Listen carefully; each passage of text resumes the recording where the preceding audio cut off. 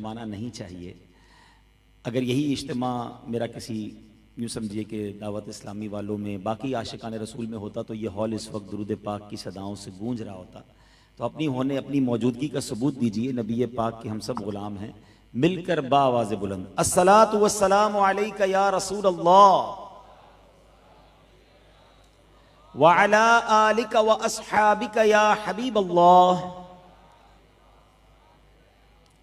الصلاۃ والسلام علیک یا نبی اللہ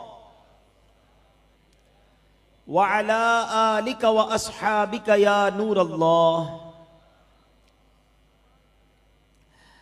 میٹھے میٹھے اسلامی بھائیوں اور مدنی چینل کے ناظرین، الحمدللہ عز و جل کراچی کے علاقے کورنگی میں آج ایک عظیم الشان تاجران کا اجتماع جاری ہے. دعوت اسلامی کے شعبہ مجلس رابطہ برائے تاجران کے عاشقان رسول کی ایک زبردست کاوش کئی دنوں سے اس اجتماع کی تیاری کی جا رہی تھی، اور آج ماشاءاللہ بڑی تعداد میں مختلف شعبوں سے تعلق رکھنے والے عاشقان رسول جمع ہیں. علماء کرام بھی تشریف لائے ہیں، دیگر معززین بھی تشریف لائے ہیں. اللہ کریم ہم سب کا جمع ہونا اپنی بارگاہ میں قبول فرمائے، اور آج کے اس مبارک اجتماع کی برکتیں ہم سب کو نصیب فرمائے. درود پاک پڑھنے کے بے شمار فضائل و برکات ہیں. نبی پاک علیہ الصلوۃ والسلام کی بہت ساری احادیث فضائل درود میں ملتی ہیں. آج ایک ایسی پیاری حدیث ہے، سچی بات یہ ہے کہ اگر میں صرف یہی حدیث بیان کروں اور اسی کے اندر جو نبی پاک نے، وہ کہتے ہیں نا کہ پیارے آقا نے پورا گلدستہ عطا فرما دیا ہے. ایک ہی حدیث میں اتنے سارے پیارے پیارے مدنی پھول ہیں کہ بنچ آف فلاور ہے، پورا ہی مدنی گلدستہ ہے. تو اسی کے تحت ہی بیان کرتے جائیں تو بیان پورا ہو جائے. نبی پاک علیہ الصلوۃ والسلام فرماتے، ذرا غور سے سنیے گا، اللہ تعالیٰ نے نبی پاک کو کتنے جامع کلام عطا فرمایا کہ آپ کچھ الفاظ کے اندر ہی بہت ساری باتیں ہمیں بتاتے. حضرت انس رضی اللہ تعالیٰ عنہ اس حدیث کے راوی ہیں کہ رسول اللہ صلی اللہ تعالیٰ علیہ وسلم نے فرمایا 3 چیزوں کو اللہ تبارک و تعالیٰ نے، حدیث پاک کا مضمون ہے کہ 3 چیزوں کو اللہ تعالیٰ نے تمام مخلوق کی آوازیں سننے کی طاقت عطا فرمائی ہے. ساری مخلوق کی، صرف انسانوں کی نہیں، all creations. اب وہ 3 چیزیں کیا ہیں؟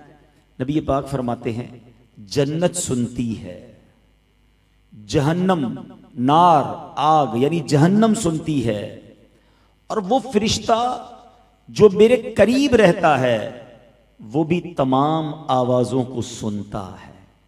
اب ذرا غور سے سنیے گا، نبی پاک فرماتے ہیں جب میرا کوئی امتی کہتا ہے اے اللہ عز و جل میں تجھ سے جنت کا سوال کرتا ہوں، تو جنت کہتی ہے اے اللہ عز و جل اس کو میرے اندر رہائش عطا فرما. جب ہم اللہ سے جنت کا سوال کرتے ہیں تو جنت اللہ کی بارگاہ میں عرض کرتی ہے کہ اے اللہ اس بندے کو میرے اندر رہائش عطا فرما. نبی پاک فرماتے ہیں اور جب کوئی امتی کہتا ہے اے اللہ عز و جل مجھے دوزخ سے پناہ دے، تو دوزخ کہتی ہے اے اللہ عز و جل مجھ سے اس کو پناہ دے دے. یعنی دوزخ ہی اللہ کی بارگاہ میں ریکویسٹ کرتی ہے کہ اللہ تیرا بندہ مجھ سے پناہ مانگ رہا ہے، اس کو پناہ دے دے. چلیں ہم اس حدیث کو پہلے تو یہی اس کے درمیان وقفہ کرتے ہیں، اپنے ہاتھ اٹھائیں اور ہم مل کر دعا کرتے ہیں کہ اللہ ہمیں جنت الفردوس میں بلا حساب داخلہ عطا فرما. اللہم ارزقنا الجنت بغیر حساب. اے اللہ ہمیں جہنم سے پناہ عطا فرما. اللہم اجرنا من النار. تو یہ 2 دعائیں اپنی زندگی میں شامل رکھیں. بندہ جنت مانگتا ہے تو جنت اللہ سے عرض کرتی ہے میرے اندر رہائش دے دے، اور دوزخ سے پناہ مانگتا ہے تو دوزخ عرض کرتی ہے مولا اس کو مجھ سے پناہ دے دے. اب آقا فرماتے ہیں کہ جب میرا کوئی امتی مجھ پر سلام بھیجتا ہے، درود بھیجتا ہے، تو میری قبر پر جو موجود میرے پاس جو فرشتہ ہے وہ مجھ سے عرض کرتا ہے کہ یا رسول اللہ صلی اللہ علیہ وسلم یہ فلاں ہے، حضور کی بارگاہ میں سلام پیش کر رہا ہے. پس اسے جواب مرحمت فرمایا جاتا ہے. آقا فرماتے جو مجھ پر 1 مرتبہ درود بھیجے گا اللہ عز و جل اور اس کے فرشتے اس پر 1000 مرتبہ درود بھیجیں گے اور آگ اس کے جسم کو نہ چھوئے گی. اب بتائیے یہ ایک ہی حدیث ہے اور اس میں کتنی باتیں نبی پاک علیہ الصلوۃ والسلام نے ہمیں بیان فرما دی. کہ دعا کیسے مانگنی ہے، التجا کیسے کرنی ہے، اور درود پاک کا مرتبہ کیا ہے. ذرا غور کیجئے کورنگی میں اور اس کے اطراف میں رہنے والے عاشقان رسول کہ ایک امتی کے لیے اس سے بڑی سعادت کیا ہے. آج دنیا میں ہمارے یہاں ایک عجیب سا کلچر بھی بنا ہوا ہے کہ کسی بڑی شخصیت سے ملنا ہو تو بندہ اس کے دفتر میں جاتا ہے، باہر جا کر اندر پیغام بھجواتا ہے کہ ذرا اندر میرا نام بتا دیں، میں آیا ہوں. پرچی لکھ کر بھیجتے، صاحب کو پرچی دیتے ہیں کہ میں آیا ہوا ہوں، نام پتا چل جائے، میرا نام ان کے پاس پہنچ جائے.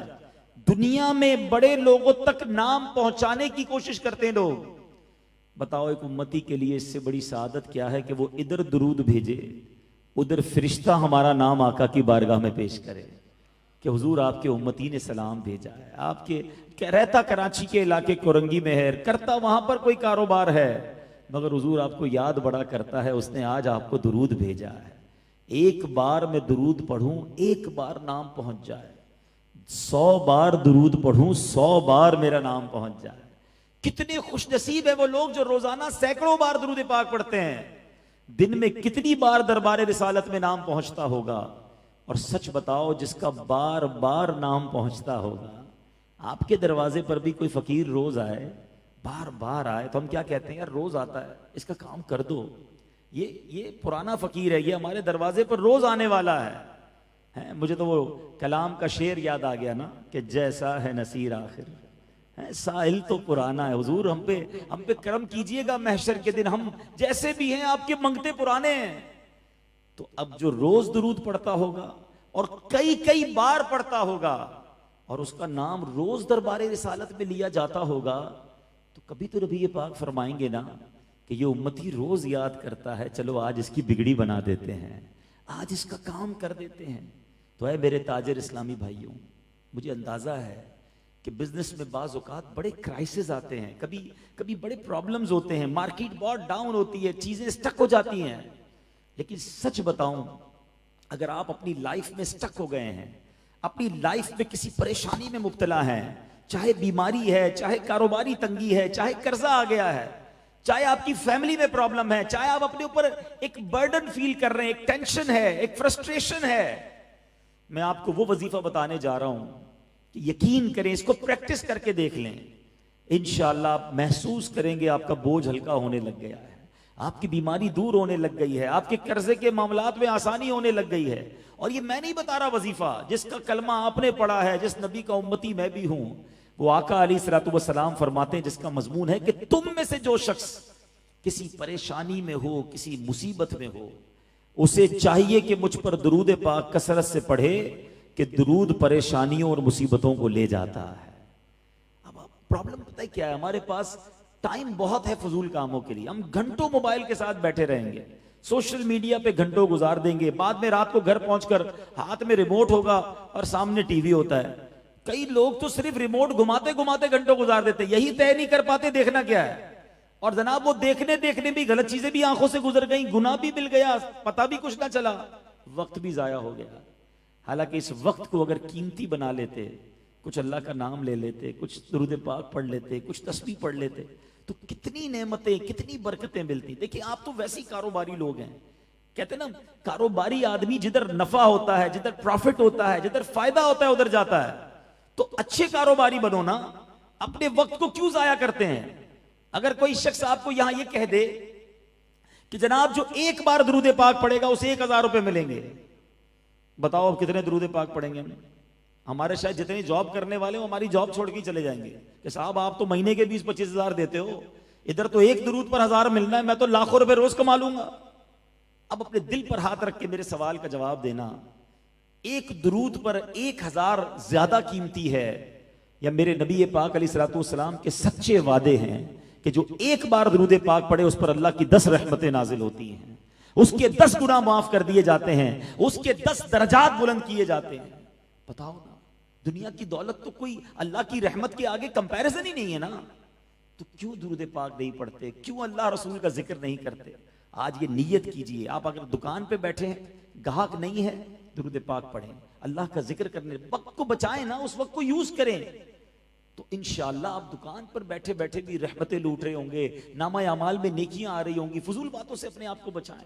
اللہ کرے کہ میں بھی ذکر و درود کرنے والا بن جاؤں اور آپ کو بھی یہ سعادت ملے. آج کے اس مبارک اجتماع سے پہلا مدنی پھول تو یہ لے جائیں کہ وہ کہتے ہیں نا, آپ کو جیسے کچھ اسلامی بھائی آئے ہوں گے آپ کے پاس دعوت دینے, اور یہ دعوت دی ہوگی کہ جناب اپنے قیمتی وقت میں سے وقت نکال کر آئیے گا, ہمارا اجتماع ہو رہا ہے.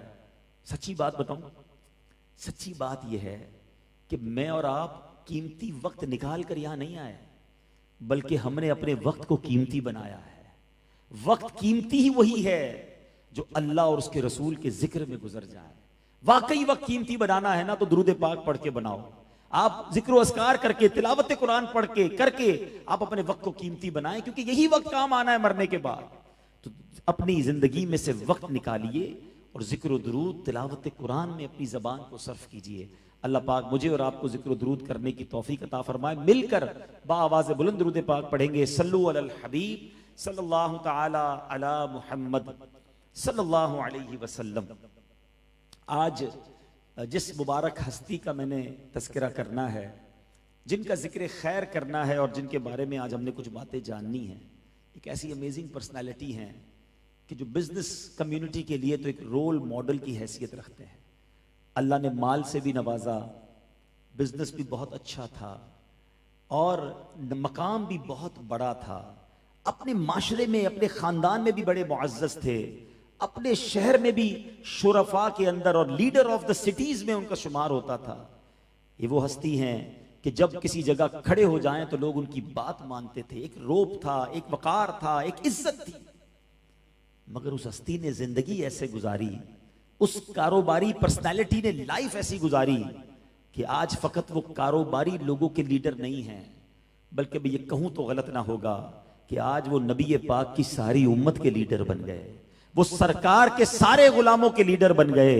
ارے میرے آقا کی امت کے نہیں, بلکہ نبی پاک سے پہلے بھی جتنے انبیاء دنیا میں آئے ان تمام نبیوں کی امتوں میں اگر کسی کو سب سے بڑا مرتبہ ملا تو یہ اسی ہستی کو ملا. میں کسی اور کی بات نہیں کر رہا, افضل البشر بعد الانبیاء سیدنا صدیق اکبر رضی اللہ تعالیٰ عنہ کی بات کر رہا ہوں. یہ مہینہ جب بھی آتا ہے ہمیں ان کی یاد دلاتا ہے کیا لائف سٹائل تھا, کیا زندگی تھی, کیا زندگی کے ان کے اتوار تھے. کاروبار بھی تھا, مال بھی تھا, فیملی بھی تھی, عزت بھی تھی, مگر زندگی گزاری تو کیسی گزاری کہ آج بھی سنتے ہیں تو سر ادب سے جھک جاتا ہے کہ نبی پاک علیہ الصلوۃ والسلام کے ساتھ جو آپ کا تعلق رہا, پیارے آقا علیہ الصلوۃ والسلام کے ساتھ جو آپ نے زندگی گزاری, اور نبی پاک کی جو دل سے دعائیں لیں. نبی پاک علیہ الصلوۃ والسلام, دیکھیں پیارے آقا سے تو ہر امتی محبت کرتا ہے, مگر صدیق اکبر کا مرتبہ یہ ہے کہ نبی پاک علیہ الصلوۃ والسلام صدیق اکبر سے بے انتہا محبت فرماتے. اللہ اکبر. میرے بیچ اسلامی بھائیوں, اتنی ساری باتیں ہیں, صدیق اکبر کی زندگی پر بیان کرنا ہو تو یہ ایک رات نہ کافی ہے, یہ ایک اجتماع کافی نہیں ہے. ہماری زندگیاں گزر جائیں, ہم اس ہستی کے بارے میں بیان کرتے چلے جائیں, مگر چند باتیں خاص طور پہ جو اس طبقے کے حوالے سے ریلیونٹ ہیں, جو بزنس کمیونٹی کے حوالے سے بڑی کارآمد ہیں, ہمیں معلوم ہو کہ صدیق اکبر رضی اللہ تعالیٰ عنہ نے کیا زندگی گزاری تو کیسے گزاری. ایک بار نبی پاک علیہ الصلوۃ والسلام کی بارگاہ میں آپ نے اپنی زندگی کا ایک واقعہ سنایا. کہتے ہیں حضور بچپن کا زمانہ تھا, میں چھوٹا تھا, میرے ماں باپ جو ہے وہ میرے والد صاحب مجھے بت خانے میں لے گئے, بت پرستی کرتے تھے. جب مجھے میرے والد صاحب وہاں لے گئے تو مجھے بھی کہا کہ بتوں کو تم بھی پوجا کرو, تم بھی ان کو سجدہ کرو. صدیق اکبر کہتے ہیں میں چھوٹا تھا اور میں نے تو بتوں کو سجدہ نہیں کیا, بلکہ میں نے اپنے والد صاحب کے سامنے ہی بتوں سے سوال کرنا شروع کر دیا کہ میں بھوکا ہوں, مجھے کھانا دو, میرے پاس لباس نہیں, مجھے لباس دو, اگر تم خدا ہو تو میری مدد کرو, اور اگر واقعی تم خدا ہو تو میں تمہیں مارتا ہوں, اپنے آپ کو بچا لو. پتھر اٹھایا اور کہتے ہیں میں نے بت کو مار دیا. میرے والد صاحب کو بڑا غصہ آیا اور مجھے چانٹا مار دیا. وہ گھر آئے تو والد صاحب نے میری والدہ سے کہا کہ تمہارے بیٹے نے دیکھو آج کیا کیا. تو میری ماں میرے والد صاحب کو کہتی ہے کہ اس بچے کو مت چھیڑو, جب یہ پیدا ہوا تھا نا اس کو اس کے حال پہ چھوڑ دو, کیونکہ جب یہ پیدا ہوا تھا تو میں نے غیب سے ایک آواز سنی تھی, یا امت اللہ علی التحقیق ابشری بولد العتیق اسمہ فی السماء الصدیق لمحمد صاحب و رفیق. اللہ اکبر. وہ کہتی ہے, ان کی والدہ کہتی ہے کہ مجھے یہ آواز آئی تھی کہ اے اللہ کی سچی بندی تجھے خوشخبری ہو, یہ بچہ عتیق ہے, آسمانوں میں اس کا نام صدیق ہے, اور محمد صلی اللہ تعالی وسلم کا صاحب اور رفیق ہے۔ اچھا یہ واقعہ حضرت صدیق اکبر نبی پاک کو سنا رہے ہیں نا، آج مجھے بھی کوئی آپ کو یا مجھے کوئی بچپن کا اپنے واقعہ سناتا ہے، ہم کہتے ہیں ٹھیک ہے صحیح ہوگا، اپنی باتیں بچپن کی بتا رہا ہے، مگر اس واقعے کا گواہ کون تھا؟ نبی پاک اور صدیق اکبر جب ساتھ بیٹھے ہیں، جبریل امین حاضر ہوتے ہیں، اور جبریل امین کہتے ہیں کہ حضور صدق ابو بکر وہو الصدیق، ابو بکر نے سچ کہا، وہ صدیق ہیں۔ جبریل امین اس واقعے کی تصدیق کے لیے تشریف لاتے ہیں اور عرض کرتے حضور ابو بکر سچ کہہ رہے ہیں کیونکہ یہ صدیق ہیں۔ سبحان اللہ سبحان اللہ۔ اے میرے میٹھے اسلامی بھائیوں، یہ ہے صدیق اکبر رضی اللہ تعالیٰ عنہ جن کا بچپن ہی ایسا تھا۔ نبی پاک سے پہلا تعلق کب ہوا؟ صدیق اکبر رضی اللہ تعالیٰ عنہ 18 سال کے ہیں، نبی پاک کی عمر مبارک 20 سال ہے، دونوں کی مبارک عمر میں 2 سال کا فرق تھا۔ ہم عمر بھی قریب قریب تھے اور شروع سے ہی نبی پاک کی دوستی میں رہے، آقا کی ساتھ زندگی گزری، اور جب نبی پاک نے 40 سال کی عمر میں اعلان نبوت فرمایا تو سب سے پہلے جس شخصیت نے ایمان قبول کیا مردوں میں وہ حضرت ابو بکر صدیق رضی اللہ تعالی عنہ ہیں، اور اس کے بعد تو نبی پاک پر اپنا سب کچھ نچھاور کر دیا۔ کیا سفر، کیا حضر، کیا غزوات، کیا مشاورت، ہر جگہ نبی پاک کے وزیر بن کر رہے۔ اور سبحان اللہ 22 جمادی الاخری، یاد رہے یہ مہینہ جو ہے جمادی الاخری کا جو مہینہ ہے، اس کی 22 تاریخ یہ صدیق اکبر رضی اللہ تعالیٰ عنہ کے عرس کی تاریخ ہے۔ اس دن پیر کا دن گزار کر صدیق اکبر رضی اللہ تعالیٰ عنہ نے دنیا سے پردہ فرمایا۔ اور یہاں یہ بات بھی یاد رہے کہ یہ تمام یہ بچے بھی یہاں بیٹھے ہیں، ینگسٹرز بھی ہیں، ایک عقیدہ بھی بیان کر دوں کہ تمام علماء اہل سنت کا، جمہور کا، یعنی تمام امت کا اس بات پر اجماع ہے، یہ یاد رہے کہ تمام انبیاء اور رسول کے بعد سارے عالم سے افضل حضرت ابو بکر صدیق رضی اللہ تعالی عنہ ہیں، اور آپ کے بعد سب سے بڑا مرتبہ حضرت عمر فاروق رضی اللہ تعالیٰ عنہ کا، پھر حضرت عثمان غنی رضی اللہ تعالیٰ عنہ کا، اور پھر مولا علی کرم اللہ تعالیٰ وجہ الکریم کا مرتبہ ہے، اور اس کے بعد باقی عشرہ مبشرہ جو صحابہ ہیں، اس کے بعد باقی اہل بدر، اس کے بعد باقی اہل احد صحابہ، اور اس کے بعد بیت رضوان والے، اور پھر باقی صحابہ کا مرتبہ ہے۔ تو یہ ترتیب یاد ہونی چاہیے کہ سب سے پہلا جو مرتبہ ہے امیر تمام انبیاء اور رسل کے بعد وہ حضرت ابو بکر صدیق رضی اللہ تعالی عنہ کا ہے۔ حضرت ابو بکر صدیق کو جو صدیق کہا جاتا ہے، اس کی 2 وجوہات علماء نے بیان کی۔ ایک تو یہ کہ آپ بہت زیادہ سچ بولا کرتے تھے، یعنی زبان جو آپ کا ایمان لانے سے پہلے کا زمانہ بھی تھا، ہمیشہ سچ بولتے تھے۔ ہم سب ابو بکر صدیق رضی اللہ تعالیٰ عنہ کے چاہنے والے ہیں، ہم کتنا سچ بولتے ہیں۔ ایک حدیث پاک سناتا ہوں، حدیث پاک کا مضمون ہے، میرے آقا فرماتے ہیں بندہ سچ بولتا ہے اور سچ بولتا رہتا ہے یہاں تک کہ وہ اللہ کی بارگاہ میں صدیق لکھ دیا جاتا ہے۔ آپ اور میں بھی صدیق بن سکتے ہیں، سچے بن سکتے ہیں اللہ کی بارگاہ میں۔ کیسے؟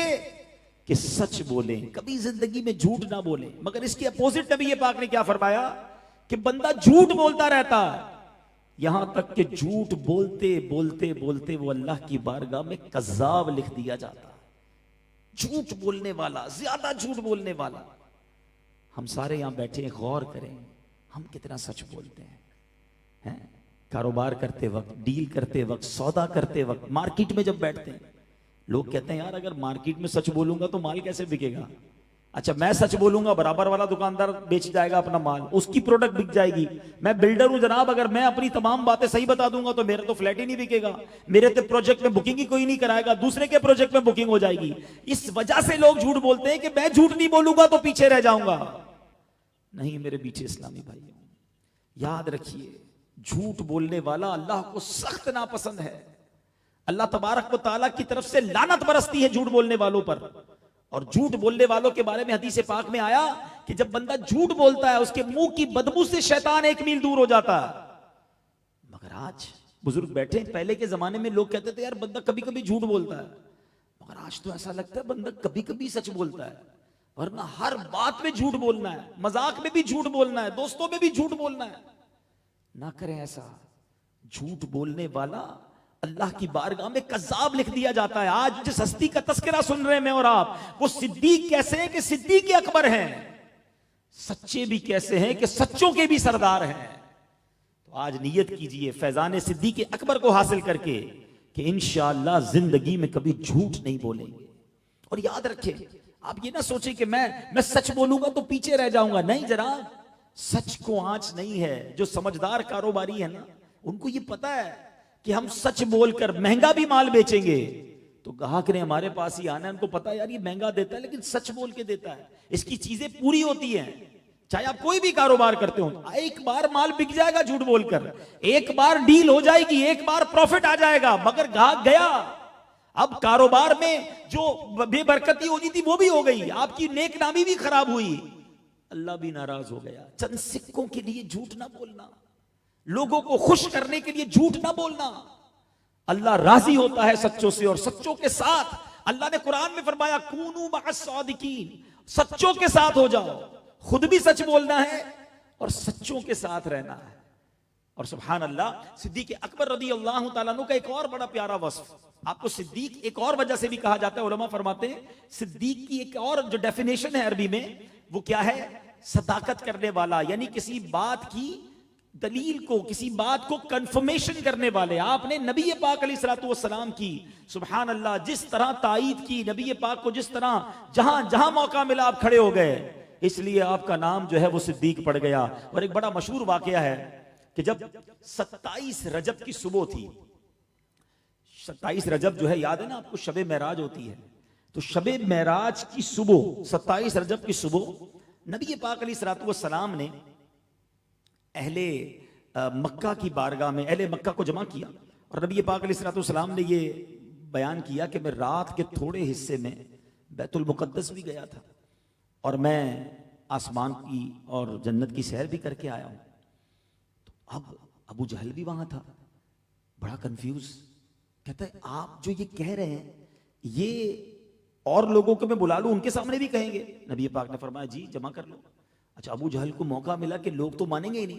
اب آپ سوچ رہے ہوں گے کیوں نہیں مانیں گے. مثال دیتا ہوں، اگر کوئی شخص آپ کو یہ کہتا ہے کہ میں عشاء کی نماز میں نے کورنگی میں ادا کی، اور فجر کی نماز میں وہ آپ کو ملے اور آ کر کہے میں رات امریکہ گیا تھا اور واپس بھی آ گیا ہوں، تو آپ کہیں گے یہ تو پاسبل ہی نہیں ہے. اگر جہاز سے بھی گیا ہے تو 14-15 گھنٹے جانے کے، 14-15 گھنٹہ آنے کے، یہ 7-8 گھنٹے میں امریکہ سے کیسے ہو کر آ گیا؟ کیونکہ مکہ پاک سے جو بیت المقدس کا راستہ تھا نا، وہ 1 مہینے کا راستہ تھا. اس زمانے میں تو گھوڑے اور اونٹوں پہ جاتے تھے. 1 مہینہ جانا، 1 مہینہ آنا. اور نبی پاک کا فرمانا یہ تھا کہ میں رات کے تھوڑے حصے میں ہو کر آ گیا. تو ابو جہل کو تو موقع ملا کہ اب تو سارے لوگ خلاف ہو جائیں گے ان کے. اس بدبخت نے کیا کیا؟ لوگوں کو جمع کیا اور کہا کہ اے محمد صلی اللہ تعالی علیہ وسلم ذرا دوبارہ فرمائیے آپ کیا کہہ رہے تھے. نبی پاک نے پھر فرمایا کہ میں رات کے تھوڑے حصے میں بیت المقدس گیا اور واپس آ گیا. معاذ اللہ، اب لوگوں نے مذاق اڑانا شروع کیا، نبی پاک پر پھپتیاں کسنا شروع کی، دل مصطفیٰ کو غمگین کرنا شروع کیا صلی اللہ تعالی علیہ وسلم. اس میں چند لوگوں کو خیال آیا کہ یہ ابو بکر بڑا عقل مند ہے، بڑا بڑا تاجر ہے، زبردست ڈیسیشن لینے والا ہے، یہ ان کا بڑا اچھا دوست ہے. ایسا کرتے سیدنا ابو بکر کے گھر چلتے ہیں اور ان کو بھی بہکا دیتے ہیں کہ ایسا موقع مل گیا ہے کہ کسی طرح ان کو دور کر دیں. فوراً گئے سیدنا صدیق اکبر کے دروازے پر اور دروازہ کھٹکھٹایا کہ اے ابو بکر، تم جانتے ہو تمہارے نبی کیا کہتے ہیں؟ کیا کہتے ہیں؟ کہ وہ کہتے ہیں رات کے تھوڑے حصے میں مکہ پاک سے بیت المقدس گئے اور بیت المقدس سے واپس بھی آ گئے ہیں.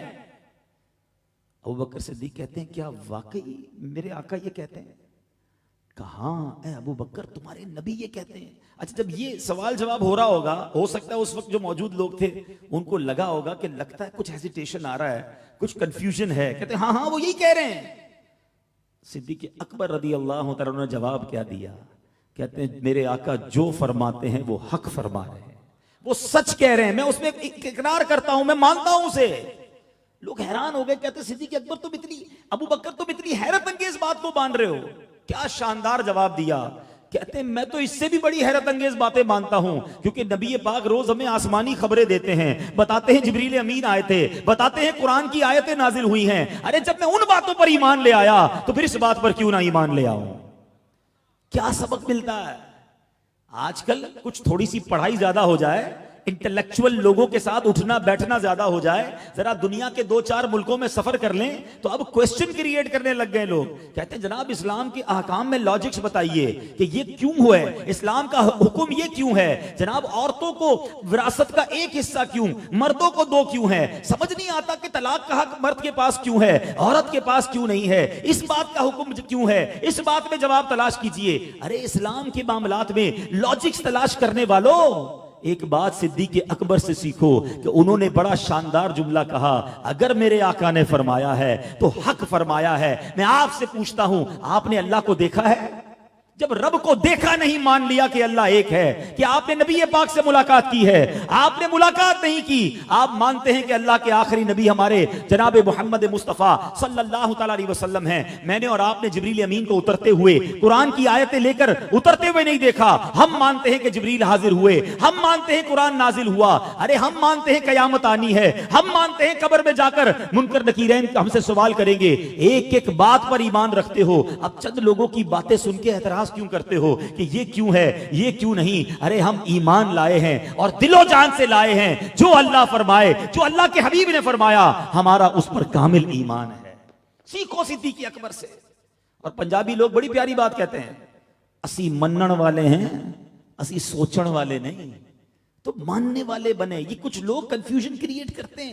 اچھا ایک اور بات کر دوں, میرا موضوع یہ نہیں ہے لیکن چلیں یہ بات بھی آج کلیئر ہو ہی جائے.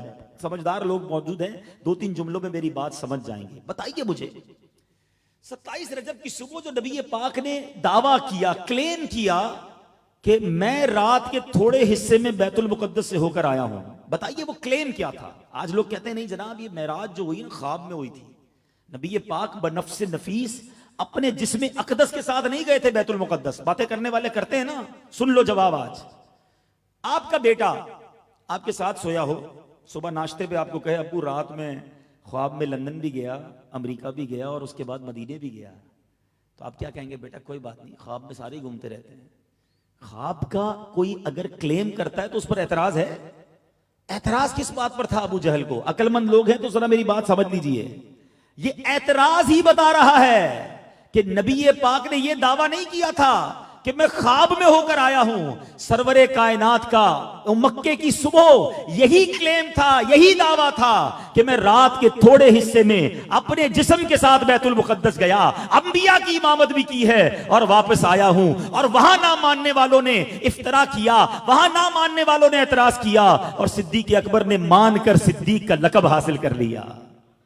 ہر 27 رجب کو ایسے 2 گروہ پھر بنتے ہیں ہر سال.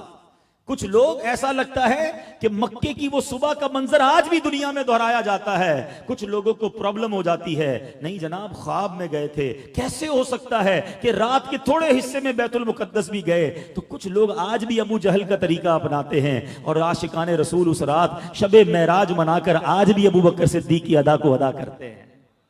امید ہے کلیئر ہو گیا ہوگا وسوسہ. اب کوئی کہے خواب میں گئے تھے تو یہ جواب آپ کے پاس موجود ہے. بہرحال صدیق اکبر کی کیا شان ہے, ایسا کام کر گئے کہ رہتی دنیا کو جواب بھی دے گئے.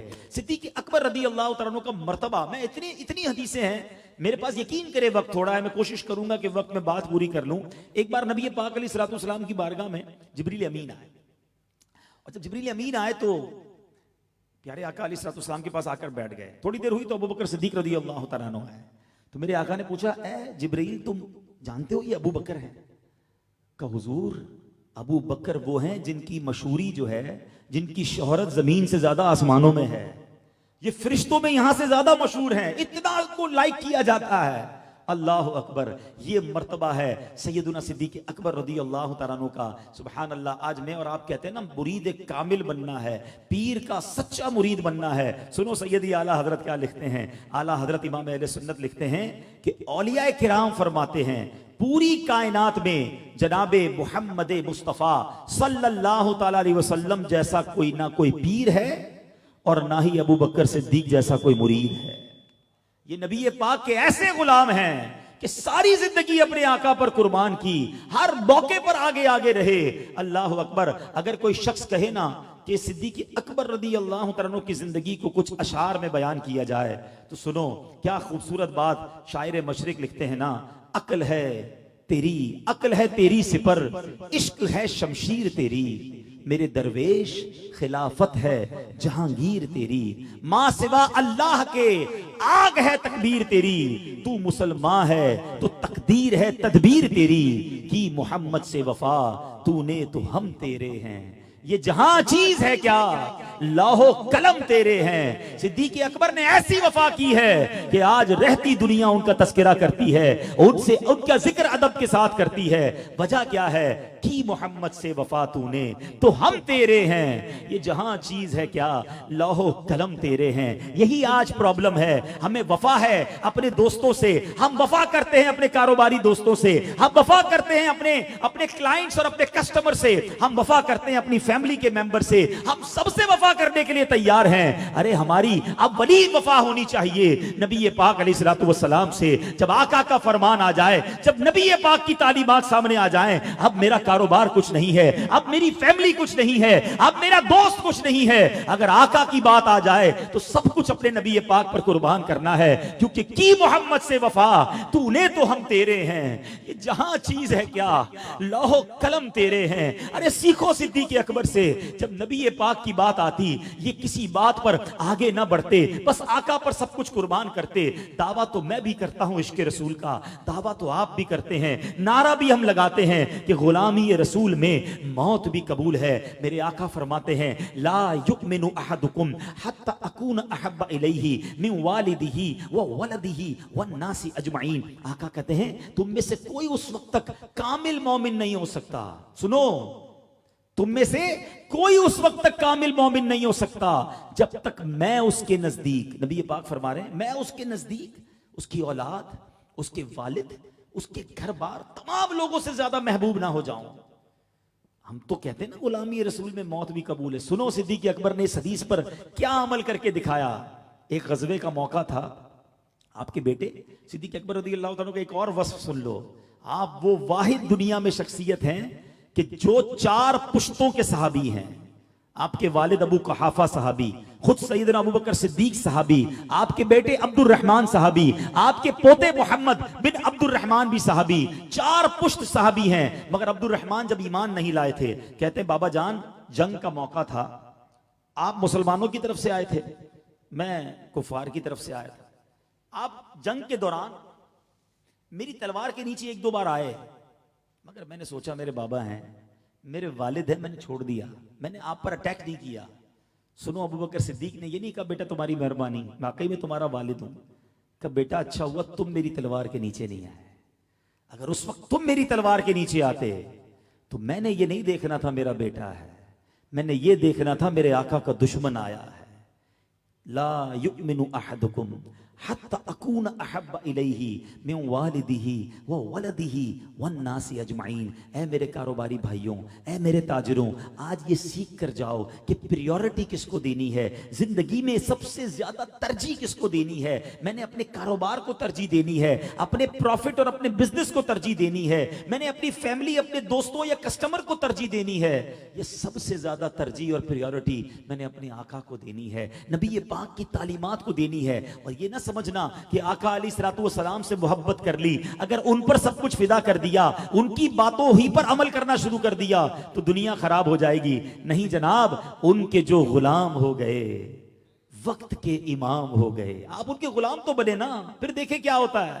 ان کے جو غلام ہو گئے وقت کے امام ہو گئے، نام لیوا ان کے جو ہوئے ان کے اونچے نام ہو گئے۔ اتنی ساری باتیں صدیق اکبر رضی اللہ تعالیٰ عنہ کی۔ ایک اور خوبصورت بات، آپ سے پوچھا گیا کہ آپ کی زندگی کی سب سے بڑی خواہشات کیا ہے۔ مثال کے طور پہ اب چلیں چھوٹا سا میں ٹیسٹ لے لیتا ہوں، بڑی تعداد میں بزنس کمیونٹی کے لوگ ہیں، اپنے دل میں آپ میرے سوال کا جواب دیں گے، اور سوال یہ ہے کہ بتائیے آپ کی زندگی کی ٹاپ 3 ڈیزائرز، آپ کی زندگی کی 3 بڑی خواہشات کیا ہیں۔ یعنی اگر آج آپ کو یہ موقع ملے کہ جو 3 چیزیں آپ زندگی میں زیادہ چاہتے ہیں وہ بتائیے کیا ہے، اپنے دل میں اپنے آپ سے سوال کریں۔ تو کوئی ہو سکتا ہے اس کے دل میں یہ جواب آئے گا کہ یار فلاں علاقے میں اچھا سا بڑا سا گھر لینا ہے۔ دوسری خواہش کیا ہے بھائی، گاڑی تو ہے لیکن ذرا لینڈ کروزر ہو جائے یا ڈبل کیبن ہو جائے یا فلاں ماڈل کی بڑی گاڑی ہو جائے۔ تیسری کیا ہے بھائی، تیسری خواہش کسی کی یہ ہوگی کہ فلاں ملک کا ویزا مل جائے یا فلاں ملک کا پاسپورٹ مل جائے. فیکٹری ایک ہے تھوڑی بڑی والی ہو جائے, شاپ ہے لیکن پوری مارکیٹ مل جائے تو کیا بات ہے. آپ چیک کریں, اپنے آپ کو چیک کریں کہ اگر آپ کو یہ موقع ملے, کوئی آپ سے پوچھے کہ بتاؤ 3 خواہشات کیا ہیں جو آج پوری کر دیں, تو آپ کی ایٹ اے گلانس فوراً دل میں کیا خواہشیں آئیں گی؟ آؤ صدیق اکبر رضی اللہ تعالیٰ عنہ سے پوچھتے ہیں کہ آپ کی خواہشیں کیا ہیں, آپ کی زندگی کی سب سے بڑی تمنائیں کیا ہیں. انہوں نے عربی میں جو فرمایا میں کہوں گا, ترجمہ تو بعد میں بتاؤں گا. یقین کریں یہ الفاظ ہی اتنے پیارے ہیں نا, یعنی الفاظ ہی موتی ہیں. صدیق اکبر کیا کہتے ہیں؟ میری زندگی کی 3 خواہشیں ہیں. النظر الیک وانفاق مالی علیک والجلوس بین یدیک. اللہ اکبر. آپ کہتے ہیں میری 3 تمنائیں ہیں. پہلی تمنا یہ ہے النظر الیک, میں اپنے آقا کو دیکھتا رہوں, بس نبی پاک کا دیدار کرتا رہوں, یہ میری خواہش ہے. دوسری خواہش وانفاق مالی علیک, میں اپنے آقا پر اپنا مال خرچ کرتا رہوں. اور تیسری خواہش یہ ہے والجلوس بین یدیک, بس میری خواہش یہ ہے کہ میں آقا کے قدموں میں ہی حاضر رہوں, کہیں اور نہ جاؤں, بس میری یہی زندگی پوری ہو جائے. مجھے بتاؤ نا ان تینوں خواہشوں کا محور کون ہے؟ ان تینوں خواہشات میں سینٹرل آئیڈیا کیا ہے, مین پوائنٹ کیا ہے؟ کہ میرے تو آپ ہی سب کچھ ہیں رحمت عالم, میں جی رہا ہوں زمانے میں آپ ہی کے لیے, تمہاری یاد کو کیسے نہ زندگی سمجھوں, یہی تو ایک سہارا ہے زندگی کے لیے, بس زندگی اسی کام میں گزاری. اب دیکھو سچی دل سے تمنائیں تھی نا, اللہ نے یہ تینوں خواہشیں کیسے پوری کی. پہلی تمنا آپ کہتے ہیں النظر الیک, میری تمنا ہے میں آقا کو دیکھتا رہوں. علماء کہتے ہیں اللہ نے یہ خواہش کیسی پوری کی. صحابہ کرام کی اگر آپ ہسٹری کو پڑھیں نا, تو صحابہ کرام کہتے ہیں جب نبی پاک واز فرماتے, تقریر فرماتے, بیان فرماتے, تو صحابہ ہاتھ باندھ کر سر جھکا کر بیٹھتے, نبی پاک کو دیکھتے نہیں تھے. نبی پاک کا جلال نبوت تھا, وہ حسن و جمال کے پیکر تھے, وہ ادب تھا کہ صحابہ نیچی نگاہیں رکھتے. کئی صحابہ کے بارے میں آتا ہے کئی سال نبی پاک کی صحبت میں رہے. جب ان سے پوچھا گیا کہ پیارے آقا علیہ الصلوۃ والسلام کا حلیہ تو بیان کر دیں, تو کہتے ہیں ہم حلیہ بیان نہیں کر سکتے. کہا کیوں؟ کہ بیٹھتے تھے مگر دیکھتے نہیں تھے, ادب کے مارے ہم نگاہ نہیں اٹھاتے تھے, کبھی کبھی کنکھیوں سے دور سے نبی پاک کو دیکھ لیتے تھے بس.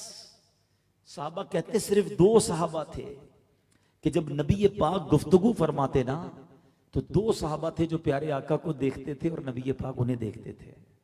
پیارے آقا وہ ان کو دیکھ کر مسکراتے تھے اور وہ نبی پاک کو دیکھ کر مسکراتے تھے. وہ صحابہ کون تھے؟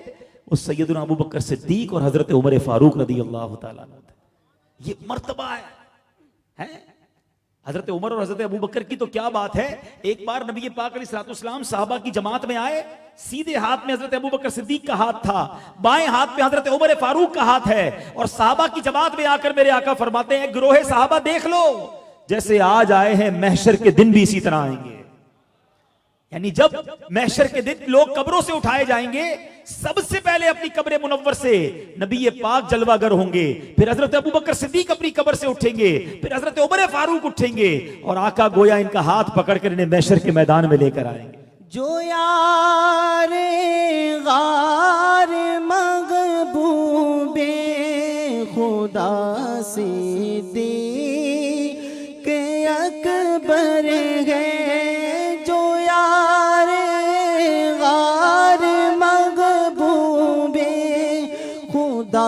صدیق اکبر ہے, وہی ہے وہی یار مزار مصطفیٰ صدیق اکبر ہے.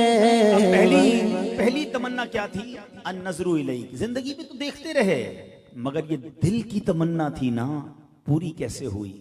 صدیق اکبر کی بات ہو اور غار ثور کی بات نہ ہو تو یہ بات پوری نہیں ہوتی ہے. غار ثور کا واقعہ تو بڑا طویل ہے. ہجرت مدینہ میں جس طرح صدیق اکبر نے قربانی دی, میں بھی جب تک غار ثور نہیں گیا تھا سمجھ نہیں آئی تھی بات, مگر جب جبل نور پر غار ثور کی حاضری دی تو پتہ چلا کہ ماجرا کیا تھا, یہ کیسا غار تھا. آج جوان آدمی چڑھے تو تھک جاتا ہے, مگر صدیق اکبر کی شان دیکھو کہ ایک بار جب پیارے آقا علیہ الصلوۃ والسلام کے ساتھ یہ جبل نور کے قریب غار ثور کے پاس جاتے ہیں تو نبی پاک سے عرض کرتے ہیں کہ حضور آپ میرے کاندھوں پر آ جائیں جبل ثور کے پاس. تو نبی پاک علیہ الصلوۃ والسلام نے فرمایا، یہ نہ فرمایا کہ ابو بکر تم مجھے کیسے اٹھاؤ گے، کیونکہ ایک بار جب کعبے پر بت گرائے جانے تھے تو مولا علی نے عرض کیا تھا کہ حضور میرے کاندھوں پر آ کر آپ ان کعبے کے اوپر سے بتوں کو گرا دیں. تو نبی پاک نے فرمایا تھا اے علی تم بار نبوت کو نہیں اٹھا سکو گے. مگر ابو بکر صدیق رضی اللہ تعالیٰ عنہ کے کاندھے پر نبی پاک سوار ہوئے. ذرا غور کرو یہ پورا سفر کیسے ہوا ہوگا جب نیچے سے لے کر اوپر تک صدیق اکبر نبی پاک کو کاندھوں پر بٹھا کر اوپر لے کر گئے. غار ثور میں جاتے ہیں، طویل واقعہ ہے کہ کس طرح سانپ نے کاٹا، کس طرح نبی پاک نے لعاب دہن لگایا. مگر علماء کہتے ہیں ان نظر الیک، نبی پاک کے دیدار کی جو تمنا تھی، بتاؤ جو 3 دن صدیق اکبر نے اکیلے نبی پاک کا دیدار کیا، غار ثور میں اور کوئی نہیں تھا، بس آقا تھے، صدیق اکبر تھے. اللہ اکبر. علماء کہتے ہیں کہ جس وقت نبی پاک حضرت ابوبکر صدیق رضی اللہ تعالیٰ عنہ کی گود میں آرام کر رہے تھے، اس وقت جو عبادت صدیق اکبر کر رہے تھے فرش و عرش پر کوئی وہ عبادت نہ کر رہا تھا. اکیلے نبی پاک کا دیدار اللہ نے کیسا عطا فرمایا کہ 3 دن اور 3 رات نبی پاک کا دیدار کرتے رہے. دوسری آپ کی تمنا وَإِنفَاقُ مَالِ عَلَيْكَ. اب ذرا توجہ دیجئے گا. تمنا کیا تھی کہ میں اپنا مال حضور پر خرچ کرتا رہوں. ایک بار نہیں لٹایا، وہ ہے نا اس طرح سے گھر اپنا صدیق اکبر نے کہ لٹ لٹ کر حسن بن گھر بن گیا صدیق اکبر کا، کہ صدیق اکبر نے اتنی بار گھر نبی پاک کی بارگاہ میں لٹایا، مال لٹایا کہ آپ کا گھر ہی بن گیا. اور گھر کیا بنا کہ آج یار مزار پیارے آقا علیہ الصلوۃ والسلام کے ساتھ بن گئے ہیں. تو آپ ذرا سنیے گا، صدیق اکبر رضی اللہ تعالیٰ کی خواہش تو تھی کہ میں اپنا مال نبی پاک پر خرچ کرتا رہوں. نبی پاک کی 2 حدیثیں پیش کرتا ہوں. ایک حدیث اس کا مضمون ہے، اب یہ آقا کی کمال درجے کی صحابہ پر شفقت اور کرم نوازی ہے. فرماتے ہیں کہ مجھ پر اور لوگوں نے جو احسان کیے میں نے سب کا بدلہ چکا دیا ہے، مگر صدیق اکبر نے جو مجھ پر احسان کیا ہے اس کا بدلہ میں قیامت کے دن رب سے لے کے صدیق کو لوٹاؤں گا. یہ کتنی بڑی مہربانی کی بات ہے. حالانکہ سب ہے ہی نبی پاک علیہ الصلوۃ والسلام کی مہربانی. ایک اور جگہ آقا علیہ الصلوۃ والسلام فرماتے ہیں جس کا مضمون ہے کہ میرے آقا فرماتے ہیں کہ مجھے کسی کے مال نے اتنا نفع نہیں دیا جتنا ابو بکر کے مال نے نفع دیا ہے. نبی پاک صدیق اکبر کا مال یوں خرچ کرتے تھے جیسے اپنا مال خرچ کرتے ہیں، اتنی کلوزنس تھی. اب غزوہ تبوک آ گیا. اور غزوہ تبوک کیا ہے؟ یہ وہ غزوہ ہے جس کو جیش عسرت کہتے ہیں، تنگی والا غزوہ، کیونکہ اس میں مسلمانوں کے پاس بڑے پرابلمز تھے. مال نہیں تھا، سواریاں نہیں تھیں، ہزاروں کا لشکر تھا، گرمی کے دن تھے. اور تبوک بہت دور ہے. اگر آج بھی آپ ٹریول کریں مدینے سے تبوک آلموسٹ 900 کلومیٹرز ہے. 900 کلومیٹر کیسے گئے ہوں گے؟ اب سواری چاہیے تھی، مال چاہیے تھا. نبی پاک نے اعلان کیا کہ کون ہے جو اللہ کی راہ میں خرچ کرے.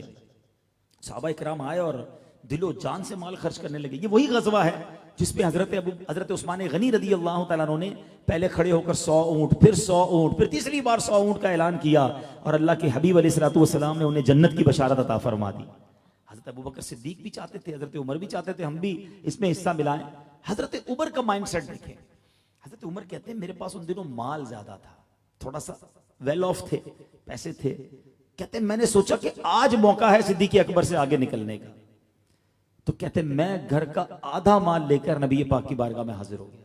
پیارے آقا نے پوچھا اے عمر کیا لائے ہو؟ میں نے کہا حضور آدھا لے آیا ہوں، اپنے گھر میں جو کچھ تھا 50% لے آیا ہوں.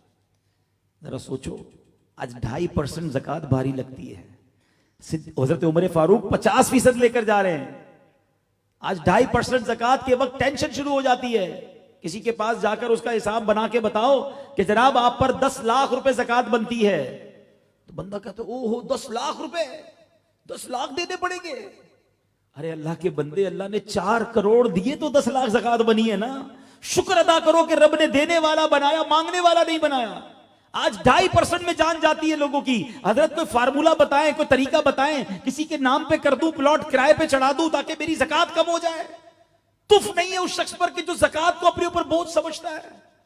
ارے سوچو آپ کہ جس کو ہم زکوٰۃ دے رہے ہیں، جو ہمارے گھر پر آ کر اپنی فیملی کے لیے ہم سے زکوٰۃ مانگتا ہے، میں اور آپ بھی اس کی جگہ ہو سکتے تھے.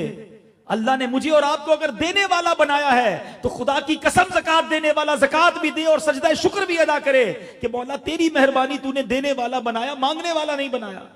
کبھی اللہ کی راہ میں خرچ کرنے کو بوجھ نہ سمجھو. اور حضرت عمر کا مائنڈ سیٹ تو دیکھے نا کہ مجھے پیسے تھے تو میں چاہتا تھا نیکیوں میں آگے بڑھ جاؤں. آج ہمارے پاس پیسے آ جائیں تو کیا ذہن بنتا ہے؟ ارے اب تو اچھے پیسے آئے ہیں، اب ارمان پورے کروں گا، اب ذرا دنیا میں جاؤں گا، اب عیاشی کروں گا، اب فلاں گناہ کے کام نہیں کر سکا، اب کروں گا، اب پیسے ملیں. ہماری عجیب سوچ ہے میرے میٹھے اسلامی بھائیوں. ذرا سوچئے عقل کیا کہتی ہے کہ اگر ہمیں کوئی گفٹ دے، آپ کسی کسٹمر سے کام کرتے ہوں، کسی کمپنی کے آپ ڈسٹریبیوٹر ہوں اور وہ کمپنی کا اونر آپ کو کوئی اچھا گفٹ دے دے، آپ کو انسینٹیو دے دے، آپ کو کوئی اچھی ڈیل دے دے، آپ کیا کرتے ہیں کہ یار یہ بندے نے بڑا کا ساتھ دیا ہے، اب اس کو ناراض نہیں ہونا چاہیے. بلکہ کاروباری لوگوں میں تو ایک نعرہ ہے نا، customer is always right, customer ناراض نہیں ہونا چاہیے. ٹھیک ہے، آپ کسٹمر کو ناراض نہیں ہونے دیتے، مگر جو رب آپ کو مال دے رہا ہے اس کو ناراض کیوں کرتے ہیں؟ سچ بتاؤ نا، ہونا کیا چاہیے؟ اللہ عطائیں بڑھائے، ہم صدقے بڑھائیں، وہ مال بڑھائے، ہم شکر بڑھائیں. مگر معاملہ یہ ہے کہ وہ مال بڑھاتا ہے، ہم خطائیں بڑھاتے ہیں. وہ عطائیں بڑھاتا ہے، ہم خطائیں بڑھاتے ہیں، ہم اور ناراض کرتے ہیں اس کو. دیکھیے نا صدیق اکبر رضی اللہ تعالیٰ عنہ، حضرت عمر فاروق کا ذہن کیا تھا؟ پیسے ہیں تو زیادہ نیکیاں کماتے ہیں، ہم پیسے ہیں تو زیادہ گناہ کماتے ہیں. حضرت عمر نے 50% مال دینے کے بعد اب کہتے ہیں مجھے انتظار تھا کہ حضرت ابوبکر کیا لاتے ہیں. موقع تھا، کمپٹیشن تھا، صحابہ کرام میں مقابلہ تھا، مگر کتنا پیارا مقابلہ تھا، نیکیوں کا مقابلہ تھا. کہتے ہیں ابوبکر صدیق آئے، ان کے ساتھ جو مال تھا نا وہ دکھنے میں تھوڑا تھا. یہ بھی آج ایک مسئلہ سیکھ جاؤ، سخاوت جو ہے نا وہ کوانٹٹی کا نام نہیں ہے، سخاوت کوالٹی کا نام ہے. کوئی لاکھوں دے، ہو سکتا ہے اس کا قبول نہ ہو، کوئی 1 روپیہ دے دے، اللہ اس کا دل دیکھ کر قبول فرمائے، وہ لاکھوں سے بڑھ جاتا ہے. اللہ کی بارگاہ میں دل دیکھا جاتا ہے، کوالٹی. لوگ سمجھتے ہیں لاکھوں خرچ کروں گا تو اللہ کی بارگاہ میں مقبول ہوں گا. نہیں جناب، اللہ کو میرے اور آپ کے مال کی ضرورت نہیں ہے، وہ دلوں کو دیکھتا ہے کہ یہ بندہ مال سے زیادہ محبت کرتا ہے یا رب سے زیادہ محبت کرتا ہے. حضرت ابوبکر صدیق مال لے کر آئے، نبی پاک نے ارشاد فرمایا، اے ابوبکر کیا لائے ہو؟ کہتے حضور گھر میں جو کچھ تھا سب لے آیا ہوں. ابوبکر گھر والوں کے لیے کیا چھوڑا ہے؟ حضور گھر والوں کے لیے اللہ اور اس کا رسول کافی ہے. موضوع سے ہٹ جاؤں گا مگر عقل مندوں کے لیے اشارہ دے جاتا ہوں کہ ابو بکر کا عقیدہ کیا تھا؟ اللہ اور اس کا رسول کافی ہے. ٹھیک ہے جناب. اچھا اب ہوا کیا؟ حضرت عمر فاروق کا وہ تاریخی جملہ، حضرت عمر کہتے ہیں میں نے اس دن جان لیا کہ میں ابو بکر سے کبھی نیکیوں میں آگے نہیں بڑھ سکتا. کیا خوبصورت بات شاعر لکھتے ہیں، اتنے میں وہ رفیق نبوت بھی آ گیا جس سے بنائے عشق و محبت ہے استوار. لے آیا اپنے ساتھ وہ مرد وفا سرشت، ہر چیز جس سے چشم جہاں میں ہو اعتبار. بولے حضور چاہیے فکر عیال بھی، کہنے لگا وہ عشق و محبت کا رازدار.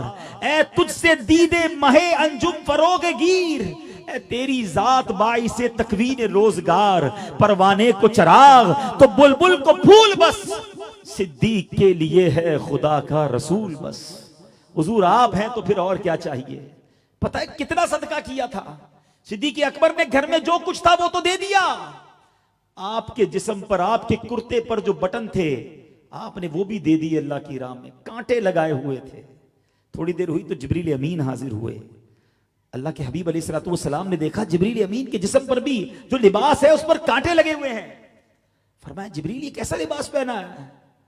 کہ حضور آج صرف میں نے نہیں، ابو بکر کی ادا اللہ کو ایسی پسند آئی ہے. حضور آج آسمان پر جتنے فرشتے ہیں سب نے ایسے ہی لباس پہنا ہے. حضور ابو بکر کو رب سلام ارشاد فرماتا ہے. اب رب کا سلام ابو بکر کو دیجئے اور پوچھئے ابو بکر سے کہ اے ابو بکر کیا تم اس حال میں رب سے راضی ہو؟ سنگل پینی نہیں ہے، گھر میں کچھ نہیں ہے، اور اللہ کی طرف سے سوال یہ ہو رہا ہے بتاؤ ابو بکر تم راضی ہو؟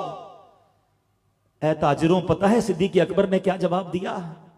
آج بندہ کہتا ہے میرا کاروبار ڈاؤن ہے، میں بڑا پریشان ہوں, بنگلہ ہے, گاڑی ہے, سب کچھ ہے, مگر پریشانی زبان پر رہتی ہے, شکر ہماری زبان پر نہیں آتا. لوگ کہتے ہیں میں بڑی, اللہ نے پریشانی میں ڈالا ہوا ہے, میں بڑی مصیبت میں ہوں. ارے کسی سے حال پوچھو تو 10 تکلیفیں بتاتا ہے, یہ نہیں کہتا کہ اللہ نے لاکھوں سے اچھا بنایا ہے, مجھے کروڑوں سے اچھا رب نے بنایا ہے. ہر وقت ناشکری کرنے والوں سنو, 1 روپیہ گھر میں نہیں ہے. اور صدیق اکبر سے پوچھا جا رہا ہے ابو بکر تم راضی ہو؟ سیدنا صدیق اکبر زارو کتار رونے لگے, کہتے حضور میں اپنے رب سے کیسے ناراض ہو سکتا ہوں, میں اپنے رب سے راضی ہوں. اے میرے میٹھے اسلامی بھائیوں, میں ایک سوال کرنا چاہتا ہوں آپ سے. یہ واقعہ بچپن سے میں بھی سن رہا ہوں اور آپ بھی سن رہے ہیں, مگر اس واقعے کے بعد کسی کتاب میں آپ نے یہ پڑھا کہ یہ مال خرچ کرنے کے بعد صدیق اکبر معاذ اللہ مانگنے لگ گئے؟ سب تو لٹا دیا, کدھر سے پیسے آئے پھر؟ تو یاد رکھو, نبی پاک کی حدیث آج دل میں بٹھا لو کہ میرے آقا نے قسم اٹھا کر ارشاد فرمایا کہ اللہ کی راہ میں مال خرچ کرنے سے مال کم نہیں ہوتا.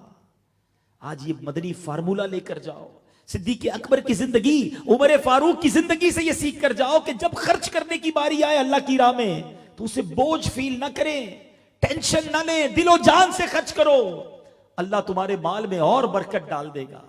اور جو میں ایک آج اور میسج دے کر اپنی گفتگو کو اختتام کی طرف لانا چاہتا ہوں, وہ بڑا اہم میسج ہے. کیا کمپٹیشن تھا؟ نیکیوں میں آگے بڑھنا ہے, اللہ کی بارگاہ میں آگے بڑھنا ہے.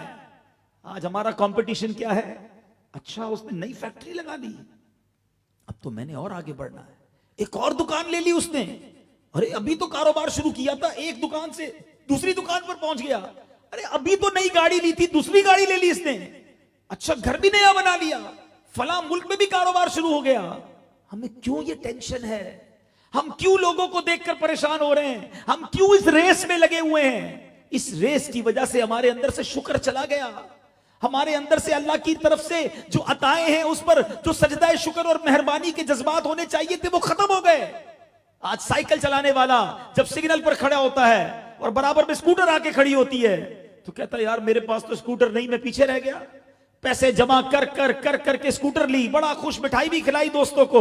تھوڑے دنوں بعد سکوٹر سگنل پر کھڑی ہوئی تو برابر میں آ کر گاڑی کھڑی ہوئی تو کہنے لگا میں تو سردی میں سکوٹر پہ گھومتا ہوں, کاش میرے پاس گاڑی ہوتی. گاڑی دیکھ کر سکوٹر کا شکر بھول گیا. بڑی مشکل سے BC ڈال کر, کمیٹی ڈال کر جناب گاڑی خرید لی, خوب دوستوں کی دعوت کھلائی. اب سگنل پر گاڑی کھڑی ہوئی تو چونکہ گاڑی مہران لی تھی, اب کرولا برابر میں آ کے کھڑی ہو گئی. پھر شکر چلا گیا, پھر ٹینشن شروع ہو گئی, مال بڑھتا گیا, ٹینشن بھی بڑھتا گیا, شکر کدھر گیا؟ ارے اچھی گاڑی لے لی, اب بڑی اور گاڑی آ گئی. یاد رکھنا میرے میٹھے اسلامی بھائیوں, اگر اس ریس میں رہے تو کبھی سخی نہیں رہو گے. اس ریس میں رہے ہمیشہ ٹینشن میں رہو گے, ناشکری کرتے رہو گے. ارے اللہ کا شکر ادا کرتا سائیکل والا کہ مالک سائیکل دی ہے, لوگ تو پیدل چلتے ہیں, بسوں کی چھتوں پر اٹک کر جاتے ہیں. ارے بس میں جانے والا شکر کرتا. آج بھی کئی لوگ ہیں جو بیچارے ویل چیئر پر سفر کرتے ہیں کیونکہ ان کے پاس پیر ہی نہیں ہیں. بھول گئے وہ واقعہ, ایک بزرگ کے بارے میں آتا ہے, کہیں جا رہے تھے, ان کے پیر میں چپل نہیں تھے. کہا یا اللہ تو نے مجھے چپل ہی نہیں دیے. برابر سے ایک بندہ نکلا جس کے پیر ہی نہیں تھے. کہا یا اللہ تیری مہربانی, پیر تو دیے, شکر کب کریں گے؟ اگر زندگی میں سخی رہنا ہے میرے کاروباری بھائیوں, دوسروں کی نعمتوں پہ نظر ڈالنا چھوڑ دو.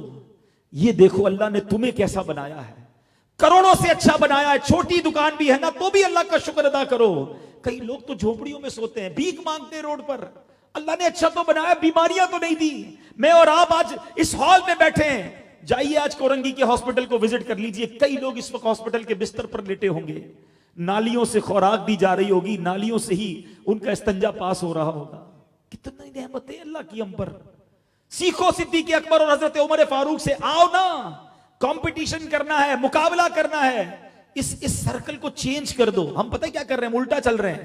حالانکہ علماء نے بڑا پیارا فارمولہ دیا ہے کہ اگر زندگی سخی گزارنی ہے تو نعمتوں میں اپنے سے کم لوگوں کو دیکھیں اور نیکیوں میں اپنے سے آگے لوگوں کو دیکھیں.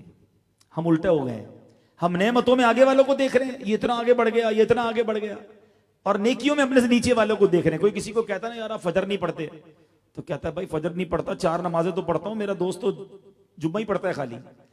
غلط آدمی کو دیکھ کر, گناہگار کو دیکھ کر اپنے آپ کو کہہ رہے ہیں میں ذرا نیک ہو گیا ہوں. بھائی آگے والوں کو دیکھو نا. کبھی آپ کو بنگلے والے کو دیکھ کر, بڑے کاروبار والے کو دیکھ کر تو ٹینشن ہوئی کہ میں کب ایسا بنوں گا؟ کبھی تہجد گزار کو دیکھ کر یہ خیال نہیں آیا کہ یار میں تہجد گزار کب بنوں گا, میں قرآن کی تلاوت کرنے والا کب بنوں گا؟ کبھی آپ کو نفلی روزے رکھنے والے کو دیکھ کر یہ خیال نہیں آیا کہ کمال ہے, کاروبار بھی کرتا ہے, نفلی روزے بھی رکھتا ہے, میں کب رکھوں گا؟ یہ دین کا کام بھی کرتا ہے, اپنا کاروبار بھی کرتا ہے, میں کب دین کا کام کروں گا؟ آؤ نا مقابلہ کرتے ہیں جنت میں آگے جانے کا.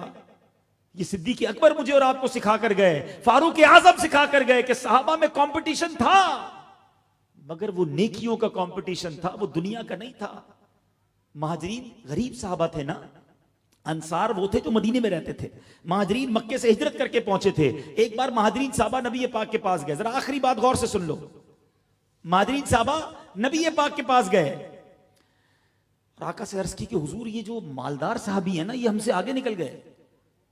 اب ذرا سنیے گا, مائنڈ سیٹ دیکھو صحابہ کا. آج لوگ کہتے ہیں نا مالدار تو آگے نکل گئے, گاڑیاں ہیں, بنگلے ہیں, دنیا کا سفر کرتے ہیں. صحابہ بھی یہی پیغام لے کر گئے تھے, لیکن پیچھے مائنڈ سیٹ کیا تھا؟ کہتے حضور یہ مالدار صحابہ تو آگے نکل گئے ہم سے. کیوں؟ فرمایا حضور یہ صدقہ کرتے ہیں, ہم نہیں کرتے, پیسے ہی نہیں ہمارے پاس. یہ اللہ کی راہ میں خرچ کرتے ہیں, ہم خرچ نہیں کر سکتے. یہ حج کرتے ہیں, ہم نہیں کر سکتے. یہ لوگوں کو مدد کرتے ہیں, ہم نہیں کر سکتے. حضور یہ نیکیوں میں آگے نکل گئے. نبی پاک علیہ الصلوۃ والسلام نے کیا فرمایا؟ پیارے آقا نے یہ نہیں فرمایا کہ میں تمہیں پیسے دیتا ہوں تم بھی مالدار ہو جاؤ. نبی پاک نے فرمایا ایسا وظیفہ نہ بتا دوں کہ اگر تم کر لو گے تو ان کے برابر ہو جاؤ گے. خوش ہو گئے, کہتے حضور ضرور بتائیے. پیسے تو چاہیے نہیں تھے نا, نیکیاں چاہیے تھی. اللہ کے حبیب علیہ الصلوۃ والسلام نے وظیفہ بتایا, چلو آج آپ بھی لے جائیں. نبی پاک فرماتے ہیں تم 33 بار سبحان اللہ, 33 بار الحمدللہ, 33 بار اللہ اکبر پڑھ لیا کرو, جو تم سے نیکیوں میں آگے تم ان کے برابر ہو جاؤ گے. بڑے خوش خوش واپس گئے. تھوڑی دیر بعد پھر آئے. اب ذرا سنیے گا, کہتے ہیں حضور جو آپ نے وظیفہ ہمیں بتایا نا وہ وظیفہ مالدار صحابہ نے بھی سن لیا ہے, اب وہ اس پر بھی عمل کر لیں گے. اب نبی پاک مسکرائے اور فرماتے ہیں ذالک فضل اللہ یؤتیہ من یشاء, اللہ کا فضل ہے, اللہ جسے چاہے عطا فرمائے. مگر اس واقعے سے سیکھنے کو کیا ملا؟ کیا کمپٹیشن تھا, کیا خیالات تھے. اور آج ہم گھر جا کر کسی کی دعوت سے آتے ہیں نا, دعوت اس کے گھر میں خوشی ہے, ہمارے گھر میں غمی ہو جاتی ہے, کیونکہ بیوی نے کسی کے کپڑے دیکھ لیے اچھے پہنے ہوئے, زیور دیکھ لیا ہے, اچھا فرنیچر دیکھ لیا ہے, بہترین شادی دیکھ لی ہے, اب ہم نے بھی اپنے بچے کی ایسی شادی کرنی ہے. ارے اللہ کے بندو یہ کس چکر میں پڑ گئے؟ زندگی میں سکھ کہاں سے آئے گا؟ حالانکہ رب نے فارمولہ قرآن میں دیا ہے, لئن شکرتم لازیدنکم, تم میرا شکر ادا کرو میں تمہیں اور عطا کروں گا. شکر ہی چلا گیا ہمارے اندر سے. اللہ کرے کہ آج کی اس اجتماع سے میں اور آپ یہ چند باتیں سیکھ کر جائیں کہ نبی پاک سے محبت کیجئے, دل و جان سے کیجئے, ٹوٹ کر کیجئے. اور جب نبی پاک کا فرمان سامنے آ جائے تو پھر دنیا کی اور کوئی بات نہیں ماننی ہے. حرام کیسے کما لوں جب میرے آقا نے منع کیا ہے؟ دھوکہ دے کر مال کیسے بیچوں جب میرے نبی نے منع کیا ہے؟ پیارے آقا فرماتے من غش فلیس منا, جو دھوکہ دے وہ ہم میں سے نہیں. تو میں کاروبار میں کیسے دھوکہ دے سکتا ہوں؟ پھر دوسری بات آج یہ سیکھ کر جائیں کہ سچ بولنی ہے, ہمیشہ سچ بات کرنی ہے. اور تیسری بات کہ نیکیوں میں آگے بڑھنے کا کمپٹیشن شروع کیجئے, نیکیوں میں آگے بڑھنے کے لیے کوشش کیجئے. دنیا میں کسی کو دیکھ کر دکھی نہ ہو, بلکہ دعا کر دیا کرو کہ اللہ اس کو تو نے ایک فیکٹری دی ہے, میرے مالک اسے ایک اور عطا فرما دے. حسد دل میں نہیں ہونا چاہیے. اللہ کرے کہ آج کے اس اجتماع کی ہم یہ برکتیں حاصل کرنے میں کامیاب ہوں. اور الحمدللہ یہی پیغام دعوت اسلامی دنیا بھر میں پھیلا رہی ہے کہ مسلمان مل کر پیار سے محبت سے رہیں, دوسروں کا بھلا سوچیں اور نیکیوں میں آگے بڑھیں. اللہ مجھے اور آپ کو فیضان صدیق اکبر نصیب فرمائے. ماشاءاللہ آج آپ بڑی تعداد میں آئے ہیں. دعوت اسلامی کس طرح دین کی پوری دنیا میں خدمت کر رہی ہے. آج 100 سے زیادہ شعبہ جات میں دعوت اسلامی دین کی خدمت کر رہی ہے. ہمارے سینکڑوں ہزاروں کی تعداد میں جامعات ہیں, ہزاروں کی تعداد میں مدارس ہیں. اچھا ماشاءاللہ, چلے جو میں دعوت اسلامی کس طرح دین کی خدمت کر رہی ہے ایک چھوٹی سی ویڈیو پریزنٹیشن ہے جو آپ کو دکھائی جائے گی, اور اس کے بعد انشاءاللہ ہم اجتماع کو اختتام کریں گے, دعا بھی کریں گے انشاءاللہ. تو توجہ کے ساتھ آئیے دیکھتے ہیں دعوت اسلامی, آپ کی دعوت اسلامی کتنے بڑے پیمانے پر, کتنے مینیجبل وے میں دین کی خدمت کر رہی ہے.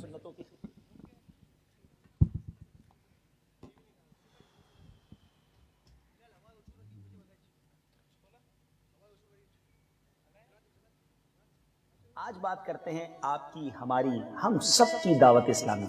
دعوت اسلامی الحمدللہ اب تک 106 سے زیادہ شعبہ جات میں سنتوں کی خدمت کر رہی ہے، اور دنیا کا کون سا کونا ہے جہاں ہماری دعوت اسلامی دین متین کی خدمت نہ کر رہی ہو۔ چند منٹوں میں دعوت اسلامی کو بیان کرنے کی کوشش کروں گا، جو بظاہر تو ممکن نہیں مگر چند شعبہ جات آپ کو بتاتا ہوں۔ الحمدللہ دعوت اسلامی کا وہ شعبہ جو دنیا بھر میں علم دین کی شمع کو روشن کر رہا ہے، میری مراد جامعۃ المدینہ سے ہے۔ ایک دارالعلوم چلانا کسی عالم دین سے پوچھئے وہ کتنا مشکل ہے۔ آپ کی ہماری دعوت اسلامی 616 کے قریب دارالعلوم، جس کو ہم جامعۃ المدینہ کہتے ہیں، اسلامک یونیورسٹی کے طور پہ چلا رہی ہے۔ الحمدللہ ہمارے جامعات میں درس نظامی کے ساتھ ساتھ عصری علوم بھی پڑھائے جاتے ہیں، دنیاوی تعلیم بھی سکھائی جاتی ہے، اور علم دین کی شمع کو روشن بھی کیا جاتا ہے۔ دنیا کے کئی ملکوں میں جامعۃ المدینہ قائم ہیں، پاکستان کے ساتھ ساتھ بنگلہ دیش کے کئی شہروں میں، ہندوستان کے کئی شہروں میں، یو کے میں 9 کے قریب جامعۃ المدینہ بن چکے ہیں۔ موریشس، موزمبک، کینیا اور دنیا کے کونے کونے میں دعوت اسلامی جامعۃ المدینہ کے ذریعے علم دین کی شمع کو روشن کیے ہوئے ہے۔ قرآن پاک کی خدمت کا وہ عظیم بیڑا دعوت اسلامی نے اٹھایا کہ اس وقت دعوت اسلامی کے 2800 سے زیادہ مدرسۃ المدینہ موجود ہیں۔ مدرسۃ المدینہ کرتا کیا ہے؟ یہ شعبے کے اندر ہوتا کیا ہے؟ الحمدللہ اس میں مدنی منوں اور مدنی منیوں کو حفظ و ناظرہ قرآن پاک پڑھایا جاتا ہے بغیر کسی فیس کے۔ آپ جاننا چاہیں گے کہ اب تک دعوت اسلامی کے ان مدرسوں سے کتنے حافظ قرآن اور کتنے ناظرہ پڑھنے والے فارغ ہو چکے ہیں؟ الحمدللہ 80,000 سے زیادہ حافظ قرآن بن چکے ہیں، اور تقریباً 2,41,000 کے قریب بچوں نے، مدنی منوں اور مدنی منیوں نے ناظرہ قرآن پاک ختم کر لیا ہے۔ اس وقت 1,33,000 کے قریب مدنی منع، مدنی منیاں، بچے اور بچیاں قرآن پاک کی مفت تعلیم دعوت اسلامی کے ان مدارس میں حاصل کر رہے ہیں۔ اب بات کرتے ہیں دعوت اسلامی کی وہ کاوش جو ساری دنیا میں ایک گویا دھوم مچائے ہوئے ہے، اور وہ ہے اللہ کے گھر کی تعمیر۔ سبحان اللہ، حدیث پاک کا مضمون ہے، جو اللہ کے لیے مسجد بناتا ہے اللہ اس کے لیے جنت میں گھر بناتا ہے۔ آپ جاننا چاہیں گے ہماری دعوت اسلامی کس طرح مساجد کی تعمیر میں اپنی کوششیں کر رہی ہے۔ الحمدللہ کم و بیش سال کی 600 سے زیادہ مسجدیں پوری دنیا میں دعوت اسلامی کی طرف سے بنائی جاتی ہیں۔ اس کا مطلب یہ ہوا کہ اگر سال میں 365 دن ہوتے ہیں تو کم و بیش روز کی 2 مسجدیں دنیا میں کہیں نہ کہیں دعوت اسلامی کے زیر انتظام یا تو پلاٹ خریدا جا رہا ہوتا ہے یا تعمیر شروع ہو جاتی ہے۔ آپ بھی اگر جنت میں گھر بنانا چاہتے ہیں، دعوت اسلامی کے شعبہ خدام المساجد سے رابطہ کیجیے۔ انٹرنیٹ کا دور ہے، اور انٹرنیٹ نے اس دنیا کو گلوبل ولیج بنا کے رکھ دیا ہے۔ الحمدللہ دعوت اسلامی نے اس شعبے میں بھی کمال کا کام کیا، اور بلکہ میں یہ کہوں تو ایسا کام کیا جو اس کی نظیر، جس کی مثال اس سے پہلے نہیں ملتی۔ دعوت اسلامی نے ایک شعبہ بنایا مدرسۃ المدینہ آن لائن، جس میں اللہ کی رحمت سے 10,000 سے زیادہ اسٹوڈنٹس دنیا کے 70 ملکوں سے زیادہ آن لائن قرآن پاک پڑھ رہے ہیں، درس نظامی کر رہے ہیں۔ کم و بیش 30 کے قریب کورسز ہیں جو دعوت اسلامی کے مبلغین آن لائن کروا رہے ہیں، اور یاد رہے یہ آن لائن کورسز اسلامی بھائیوں کے لیے بھی ہیں، اسلامی بہنوں کے لیے بھی ہیں۔ مدنی منع اور مدنی منیاں بھی اس سے فیضیاب ہو سکتے ہیں۔ QuranTeacher.net یہ ویب سائٹ ہے، اس پر جائیے اور دعوت اسلامی کی اس خوبصورت سروس سے گھر بیٹھے اپنی پسند کے وقت کے مطابق اگر آپ دنیا میں کہیں بھی ہیں فائدہ اٹھائیے۔ زبردست ڈیمانڈ یہ ہے کہ جناب ہم اپنے بچوں کو اسکول پڑھانا چاہتے ہیں، دنیاوی تعلیم حاصل کرنا چاہتے ہیں، مگر اس کے ساتھ ساتھ وہ عالم دین بھی بن جائے، وہ حافظ قرآن بھی بن جائے، وہ ایک دیندار شخص بھی بن جائے۔ دعوت اسلامی نے اس گیپ کو محسوس کیا، اور اس گیپ کو کور کرنے کے لیے، اس فاصلے کو دور کرنے کے لیے ایک شاندار کاوش کی گئی، ایک شعبہ بنایا گیا جس کا نام ہے دارالمدینہ۔ الحمدللہ اس وقت ملک اور بیرون ملک دعوت اسلامی کے اس شعبے کے یعنی دارالمدینہ کے 75 کے قریب کیمپس بن چکے ہیں، 75 برانچز ہیں، اس میں 63 پاکستان میں ہیں، 12 بیرون ملک میں، دنیا کے کئی ملکوں میں ہیں، اور ان تمام برانچز میں اب تک 18,000 کے قریب اسٹوڈنٹس دنیاوی علوم کے ساتھ ساتھ دینی علوم بھی حاصل کر رہے ہیں۔ وہ وقت دور نہیں ہے جب آپ دیکھیں گے کہ ایک انگلش بولنے والا ایک ویل ایجوکیٹڈ انجینئر بھی ہوگا، عالم دین بھی ہوگا۔ آپ کو ایک سے ڈاکٹرز بھی ملیں گے جو زبردست ڈاکٹر بھی ہوں گے، اور انشاءاللہ عالم دین بھی ہوں گے۔ یہ ہے دعوت اسلامی کے اس شعبے یعنی دارالمدینہ کی خوبصورت کاوش۔ دعوت اسلامی نے میڈیا کی تاریخ میں جو کام کیا ہے، دنیا بھر میں جس کی دھوم ہے، یقیناً آپ بھی اس سے بہت زیادہ فیضیاب ہو رہے ہوں گے۔ میری مراد ہم سب کے مدنی چینل کی ہے۔ مدنی چینل تو کیا آیا ہے، گھر گھر میں بہار آ گئی ہے۔ گھر بیٹھ کر علم دین سیکھنا کتنا آسان ہو گیا ہے۔ کیا دنیا میں ایسا پہلے کوئی چینل تھا جس کو دیکھ کر غیر مسلم مسلمان ہو جاتے ہوں؟ کیا ایسا بھی کوئی چینل آیا تھا کہ جس کو دیکھ کر خوف خدا سے آنسو بہتے ہوں، عشق رسول میں آنکھیں نم ہو جاتی ہوں، یاد مدینہ میں دل تڑپ جایا کرتا ہو؟ مدنی چینل کی برکت سے کئی شرابیوں نے شراب چھوڑی، بے نمازیوں نے نماز پڑھنا شروع کر دی، ماں باپ کے کئی نافرمان ایسے تھے مدنی چینل پر ہونے والے سنتوں بھرے بیانات سن کر امیر اہل سنت کے مدنی مذاکروں کی برکت سے ماں باپ کی خدمت گزار بن گئے۔ مدنی چینل کی برکت سے بے شمار اسلامی بہنوں نے پردہ اپنا لیا۔ الحمدللہ یہ چینل دنیا بھر میں کس طرح سنتوں کی خدمت کر رہا ہے شاید اس کی تفصیل بتانے کی حاجت نہیں، جو مدنی چینل دیکھتے ہیں وہ بخوبی جانتے ہیں، مگر میرے میٹھے اسلامی بھائیوں یہ جاننا ضروری ہے کہ یہ مدنی چینل جس میں ایک منٹ کے لیے بھی کوئی ایڈورٹائزمنٹ نہیں ہے، کوئی بے پردہ عورت نہیں ہے، دنیا کی تقریباً 7 سیٹلائٹس پر دنیا کے کونے کونے میں یہ دیکھا جاتا ہے، اور اب اردو کے ساتھ ساتھ مدنی چینل انگلش اور بنگلہ میں براہ راست اپنی نشریات پیش کرتا ہے۔ اللہ کی رحمت سے دنیا بھر میں اس کی پذیرائی ہے، لوگ بڑے شوق سے مدنی چینل دیکھ کر بہت کچھ سیکھتے چلے جا رہے ہیں۔ میٹھے اسلامی بھائیوں اس کے ساتھ ساتھ آئی ٹی کے شعبے میں دعوت اسلامی نے جو کمال کیا ہے، دعوت اسلامی نے اپنا ایک پورا شعبہ مجلس آئی ٹی بنایا، مختلف ویب سائٹس کے ذریعے، سافٹ ویئرز کے ذریعے، ایپلیکیشن کے ذریعے دعوت اسلامی کس طرح سنتوں کی خدمت کر رہی ہے، آئیے اس کی چند جھلکیاں دیکھتے ہیں۔ اسی ماحول نے ادنا کو اعلیٰ کر دیا، دیکھو اجالا ہی اجالا ہی اجالا کر دیا، دیکھو۔ سبحان اللہ، آئی ٹی کے بعد سوشل میڈیا ایک الگ ڈپارٹمنٹ بنایا گیا، اور آج دعوت اسلامی کے مختلف سوشل میڈیا کے پلیٹ فارمز پر پیجز بنے ہوئے ہیں، اکاؤنٹس بنے ہوئے ہیں، اور لاکھوں لاکھ عاشقان رسول دعوت اسلامی کے سوشل میڈیا سے وابستہ ہیں۔ اب آئیے دعوت اسلامی کے وہ کام کہ کس طرح دکھیارے مسلمانوں کی مدد کی جاتی ہے۔ یاد رہے دعوت اسلامی کے مختلف شعبہ جات میں آلموسٹ 25,000 کے قریب امپلائیز ہیں، یعنی 25,000 سے زیادہ اجیر ہیں جن کی سیلری، جن کی تنخواہ دعوت اسلامی دیتی ہے۔ اور یہ کون ہیں؟ یہ علماء ہیں، یہ آئمہ ہیں، یہ مبلغین ہیں، یہ دین کا کام کرنے والے اسلامی بھائی اور اسلامی بہنیں ہیں۔ دوسرے لفظوں میں 25,000 خاندان ماہانہ دعوت اسلامی کے ان سیلریز کی وجہ سے دعوت اسلامی سے وابستہ ہیں، اور الحمدللہ نہ صرف سیلری دی جاتی ہے بلکہ ان 25,000 فیملیز کا علاج بھی دعوت اسلامی کے ذمہ ہے۔ الحمدللہ عز و جل ہماری ایک پوری مجلس موجود ہے جو ان اسلامی بھائیوں، اسلامی بہنوں اور ان کے گھر والوں کا علاج بھی کرواتی ہے۔ اگر آپ ان علماء، ان آئمہ، ان دین کا کام کرنے والوں کے علاج میں اپنا سرمایہ لگانا چاہتے ہیں، آپ ان کی مدد کرنا چاہتے ہیں، آپ بھی رابطہ کریں۔ بہت سارے عاشقان رسول دنیا میں ایسے ہیں جو لنگر کھلانے کے بڑے شوقین ہوتے ہیں، اور واقعی یہ مسلمانوں کا بڑا اچھا انداز ہے کہ دوسرے مسلمانوں کو لنگر پیش کیا جائے، کھانا کھلایا جائے۔ کھانا کھلانے کے فضائل احادیث میں جا بجا موجود ہیں۔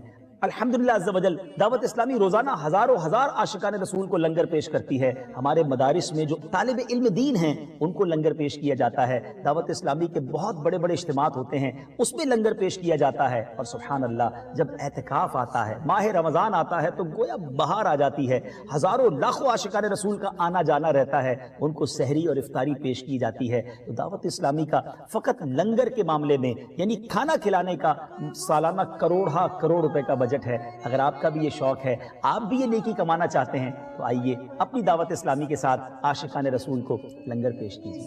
جیسا کہ میں نے شروع میں کہا تھا کہ 106 سے زیادہ شعبہ جات ہیں، بات بہت طویل ہو جائے گی۔ اب آئیے آخر میں دیکھتے ہیں کہ جب دعوت اسلامی کے مدنی مرکز میں اور بالخصوص امیر اہل سنت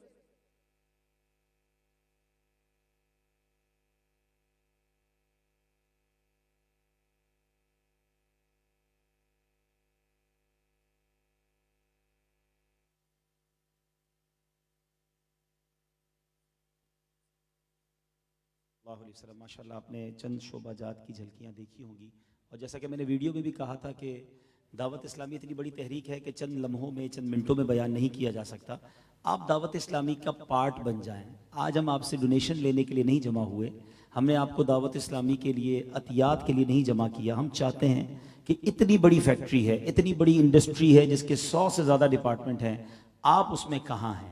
اللہ نے آپ کو اچھا سوچنے کی صلاحیت دی ہے، اچھی پلاننگ کی صلاحیت دی ہے، آپ کو لگتا ہے میں فلاں کام بہترین کر سکتا ہوں، تو ہمارا پارٹ بنیے، دعوت اسلامی کا حصہ بنیے، اور کسی ڈپارٹمنٹ کو جوائن کیجئے، اور اپنی فیکٹری کے ساتھ، اپنے کاروبار کے ساتھ ساتھ آپ دعوت اسلامی کے بھی یوں سمجھیے کہ سپورٹر اس طرح بنیے۔ صدیق اکبر رضی اللہ تعالیٰ عنہ، حضرت عثمان غنی نے صرف مال نہیں دے دیا، ہم چندہ دے کے سمجھتے ہم نے چندہ تو دے دیا نا، سال میں پھر دے دیں گے، چندہ نہیں، ہمارا پریکٹیکلی دین کے لیے کیا ہماری خدمات ہیں، تو اس میں آپ دعوت اسلامی والوں کے ساتھ بیٹھ کر بات کریں کہ بھائی میں اس شعبے میں آپ کو ہفتے میں 2 گھنٹے دے سکتا ہوں، 4 گھنٹے دے سکتا ہوں، 1 دن دے سکتا ہوں، اور اپنا پریکٹیکل جب آپ کام کریں گے تو آپ کو انر سیٹسفیکشن ہوگی کہ میں بھی کوئی دین کی خدمت اپنے ہاتھوں سے کر رہا ہوں۔ اللہ کریم ہم سب کو یہ خدمت کرنا نصیب فرمائے۔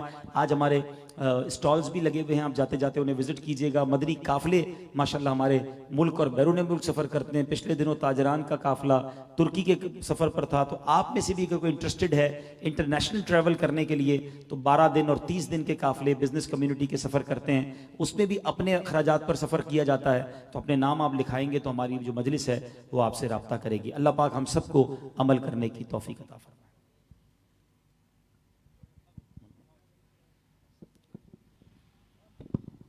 صلو علی الحبیب صلی اللہ تعالی علی محمد صلی اللہ علیہ وآلہ وسلم۔ میٹھے میرے اسلامی بھائیوں، الحمدللہ ہم مسلمان ہیں، اور مسلمان کا سب سے قیمتی سرمایہ ایمان ہوتا ہے۔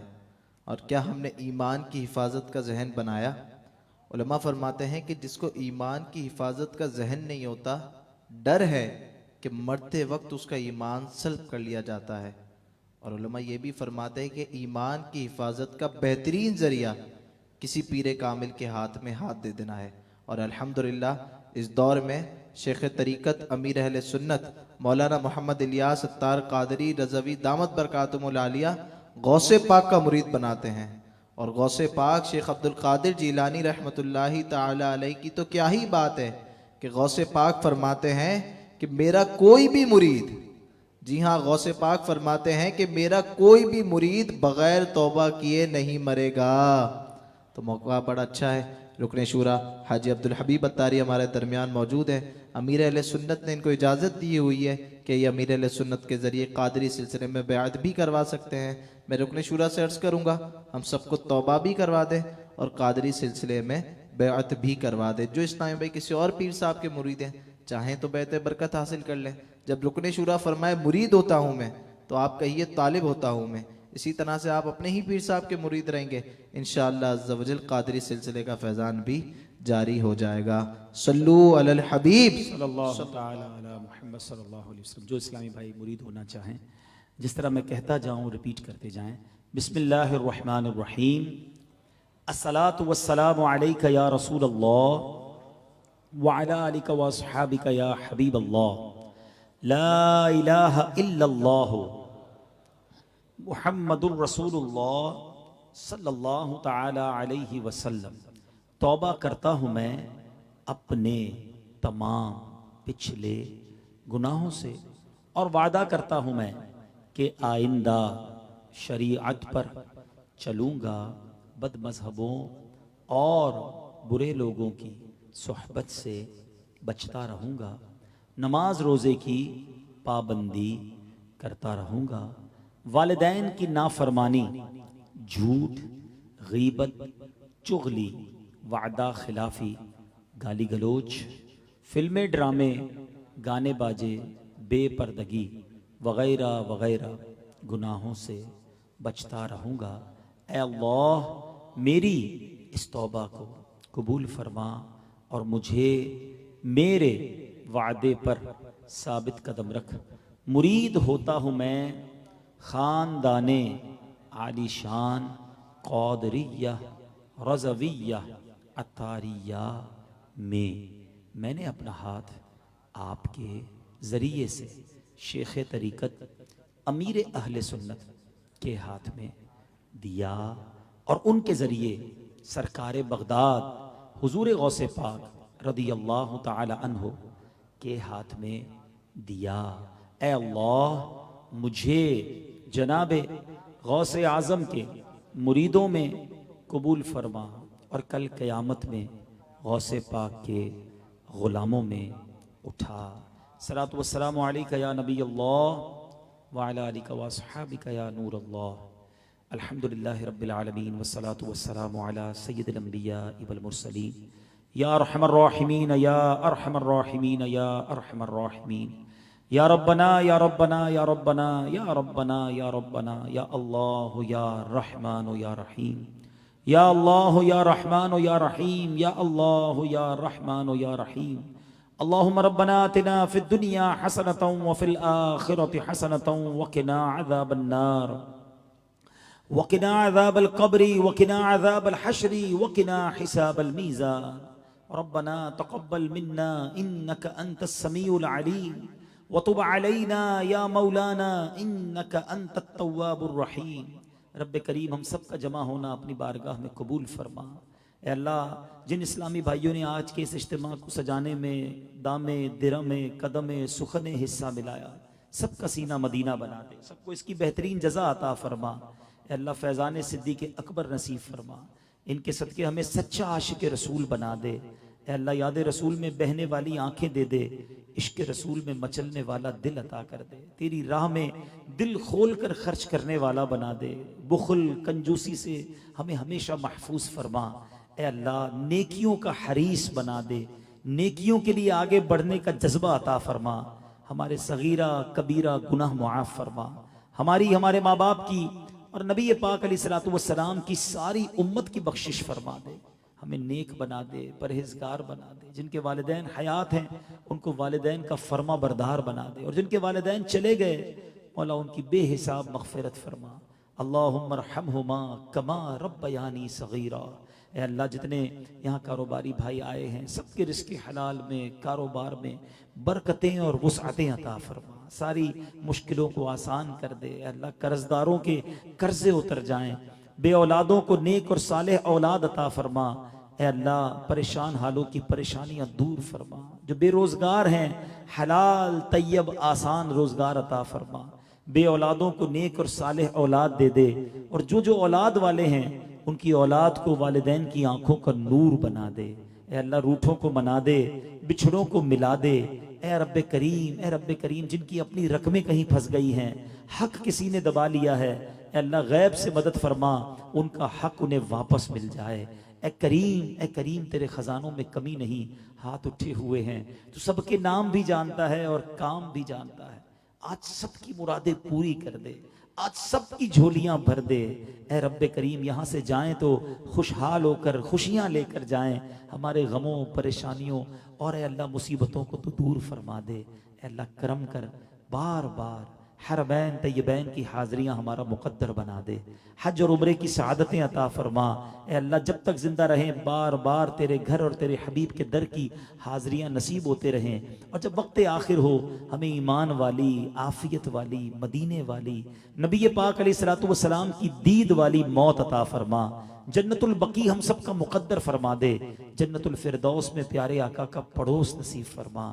اے اللہ، ہماری دعوت اسلامی کو خوب ترقیاں عطا فرما، ہمیں بھی آگے بڑھ کر دعوت اسلامی کا، دین کی خدمت کا ہے اللہ ہمیں جذبہ نصیب فرما۔ ربی یسر ولا تعسر وتمم لنا بالخیر یا فتاح وبک نستعین۔ دنیا میں ہر آفت سے بچانا مولا، عقبا میں نہ کچھ رنج دکھانا مولا، بیٹھوں جو در پاک پیمبر کے حضور، ایمان پہ اس وقت اٹھانا مولا۔ برکت ان اللہ وملائکتہ یصلون علی النبی یا ایھا الذین آمنوا صلوا علیہ وسلموا تسلیما۔ صلی اللہ علی النبی الامی وآلہ صلی اللہ علیہ وسلم، صلاۃ و سلاما علیک یا سیدی یا رسول اللہ۔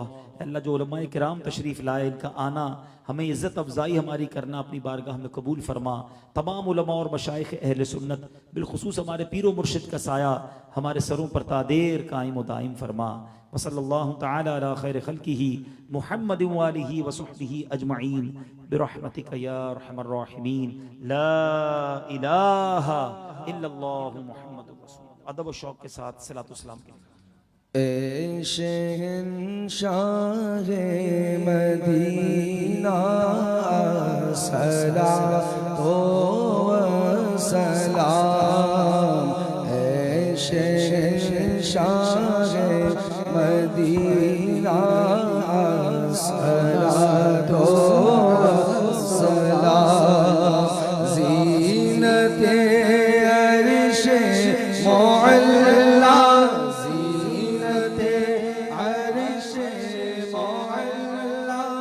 الصلاة والسلام